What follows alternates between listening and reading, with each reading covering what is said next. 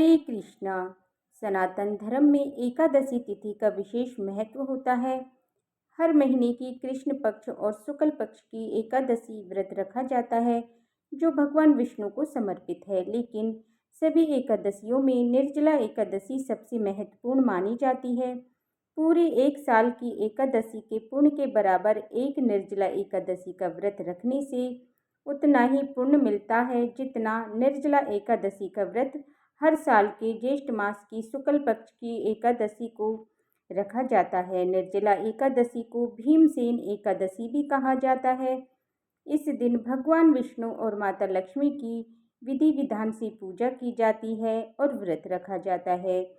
ऐसे तो सभी एकादशियों में व्रत रखा जाता है, लेकिन जल ग्रहण कर सकते हैं, लेकिन इस एकादशी में अन्य जल ग्रहण करना मना होता है। इसीलिए इस एकादशी को निर्जला एकादशी कहा जाता है। लोग इस दिन बिना पानी पिए व्रत रखते हैं। ऐसा माना जाता है कि इस व्रत को करने से सभी एकादशियों के व्रत के बराबर फल मिलता है। निर्जला एकादशी का व्रत करने से सारे पाप धुल जाते हैं और पुण्य फल की प्राप्ति होती है। साथ ही मृत्यु के पश्चात मोक्ष की प्राप्ति होती है। तो आइए जानते हैं साल 2025 में निर्जला एकादशी कब है, पूजा का शुभ मुहूर्त क्या होगा और पारण कब किया जाएगा। इस बार की निर्जला एकादशी बेहद ही खास है। इस बार निर्जला एकादशी का व्रत 2 दिनों का हो रहा है, तो लोगों में कन्फ्यूजन है कि निर्जला एकादशी का व्रत कब रखा जाए। तो आज की इस वीडियो में हम आपको कन्फ्यूजन दूर करने वाले हैं, तो इसीलिए इस वीडियो को अंत तक जरूर देखिएगा।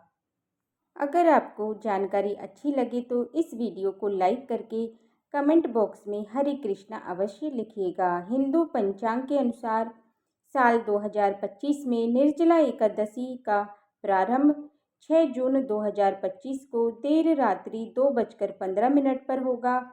वहीं इसका समापन 7 जून 2025 को सुबह 4:45 पर होगा। ऐसे में उदय तिथि के अनुसार निर्जला एकादशी का व्रत 6 जून 2025 दिन शुक्रवार को रखा जाएगा। हालांकि निर्जला एकादशी का व्रत 2 दिनों का हो रहा है, तो गृहस्थ जन निर्जला एकादशी का व्रत 6 जून को रखेंगे और वैष्णव जन 7 जून को एकादशी का व्रत रखेंगे। ऐसे में निर्जला एकादशी का पारण यदि आप 6 जून को निर्जला एकादशी का व्रत रखेंगे तो आप 7 जून को दोपहर 1:44 से शाम 4:30 के बीच में आप पारण कर सकते हैं। अगर आप 7 जून को एकादशी का व्रत रखते हैं तो उसका पारण आपको 8 जून को सुबह 5:23 से 7:17 के बीच में आप कर सकते हैं। हरिवासर का समय समाप्त होगा 7 जून को सुबह 11:23 पर।